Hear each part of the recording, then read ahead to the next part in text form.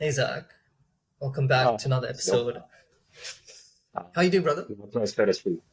No, I'm doing all right. Messed up my glasses the Stash. other day, but we keep Yeah, we were pushing. just talking about that. Yeah, yeah, yeah. I was like, don't stress, it'll get fixed. It's just weird, like how a lot of bad things seem to be happening to a lot of people, and I'm like, crap. And I got knocked when I was riding my Oh yeah, bicycle. So my bicycle broke. Yeah, so like, wow. Yeah, and then you mentioned the Book of Job yeah, when I spoke about life just happening like when life happens really quick, you know. Yeah, bro, I just I don't know, do you have anything to say about that?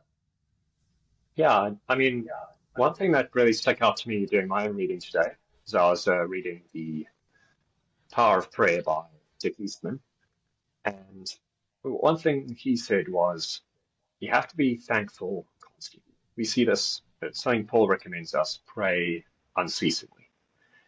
And one thing I noticed is when my glasses broke last night, I thought, wow, how do I apply that?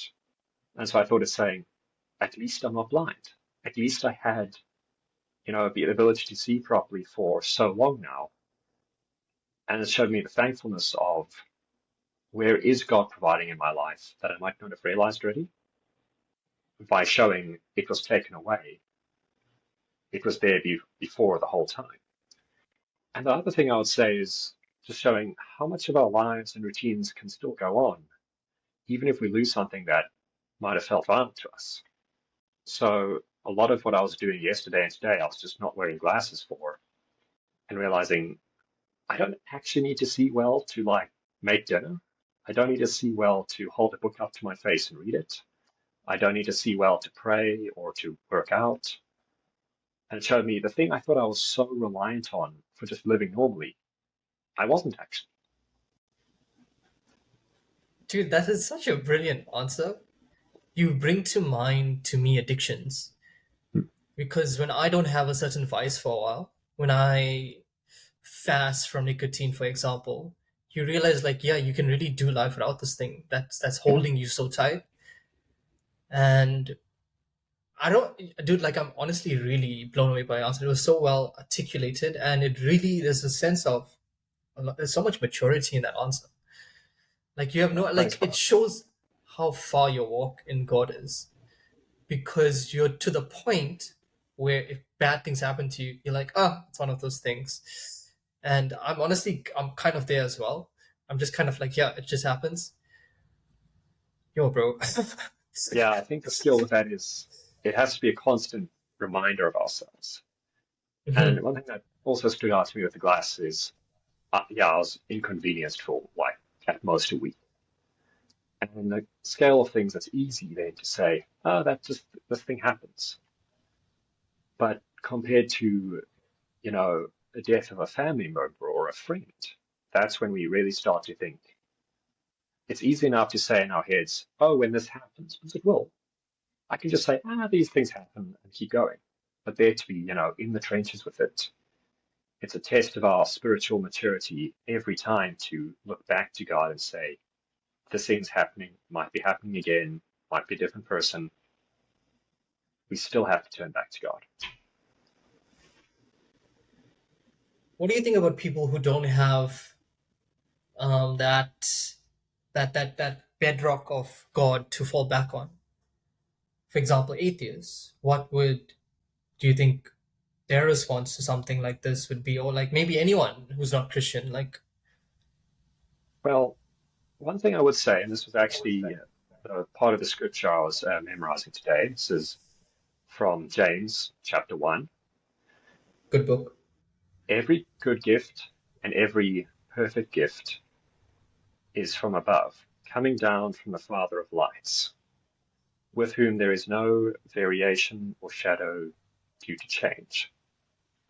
And what I would say there is every good gift and perfect gift comes from God. James lays it out. He doesn't make any exceptions for, unless you're an atheist, your good gift is not from God. No, this is for everyone. It's a fact. And I would say, especially for people of other religions, their conception of God might not be perfect, and they don't know God intimately the same way we know his son, Jesus. But that doesn't mean they still can't have some kind of bedrock or foundation based on where they do see goodness and stability and faith in their lives. And I think this can even extend to just knowing how to manage your emotions, like we talked about last time. You can say this thing happens whether or not I believe in Jesus. If I believe in Jesus, that helps, and it helps me direct it towards eternity and truth. But having that kind of ability to shrug things off or put them into a perspective isn't unique to Christians. We're just recognizing how it fits into a greater system. Mhm.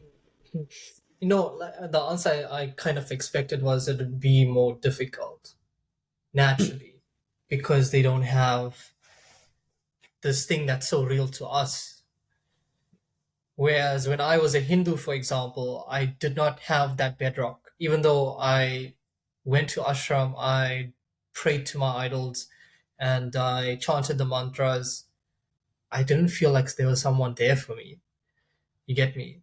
So that's why when I went through difficult times, I was riding. Okay, long story short, my bicycle broke, car accident, got knocked by a car. Great. So I had to take it to my campus, which is about a 2 hour walk from my place. It's quite It's far. pretty far, especially carrying something. It's postcard, dog. Oh my god. Yeah, yeah. And okay, so the back tire is jammed, the brakes are locked, and the front wheel can spin. So it's very heavy and there's a lot of friction. So I can't drag it all the way, dude. Otherwise, it's gonna burn the rubber. So, anyways, and if I take it on the tram or the bus, there's a €150 fine if I get controlled. So, €150, you multiply that by 20, it's about 5 grand, 2 grand, 3 grand in Yeah, rands. it's like It's a 500 shitload. euros. Probably like that's someone's like salary. Okay, so anyways, when I was like halfway through, like just dragging my bike, I literally said, Jesus, I wish I knew you in high school. Because when I was struggling with so many things in high school, if I had known knowing how real you are, if you Mhm. were present with me during that difficult time, I would be fundamentally immaculate. Like I don't know how to say, like, I feel like a lot of the bad things that happened wouldn't have happened. But then I thought to myself, everything happens for a reason, blah, blah, blah. God uses the bad, what the devil uses for bad, God will use for good. Um, so coming back to what we were saying, yeah, that I expected an answer where it would be more difficult for the atheists or anyone else to have that emotional maturity. And yes, it happens to both of us, whether you believe in Jesus or not. But it doesn't feel fair, and life is obviously not fair. What do you do when it's not fair? It really deconstructs your value system or the way you perceive the world. You're like, okay, cool. I don't have everything in control. This one thing happened in 1 second, and boom, I don't have my car anymore. Yeah, Uh, yeah, it really does show you're so not in control. And I think you do make a good point that it can be harder for people of other religions. And I think that's especially true when people don't have any kind of spiritual maturity. And when people are performing their religions or their philosophies or lifestyles as in like a checklist of, I'll pray this mantra, I'll pray to this idol for so long, or I'll, focus on this thing in meditation. We're expecting it's sort of like adding all these ingredients together and you'll be happy, or adding all of these ingredients together and you'll be in control. And again, that makes this fundamental mistake of thinking we're in control in the first place to put all these things together and make our lives work well. I think it's that very almost legalistic assumption that makes it so hard for people because non-Christian religions tend much more to legalism. And so I think it would be easier for somebody of those religions, like you said for yourself, to almost fall into that trap. hmm, definitely, the time it's 10 minutes. I think Yeah. we can stop there. Not gonna lie, I wanted to continue. You were great, dude.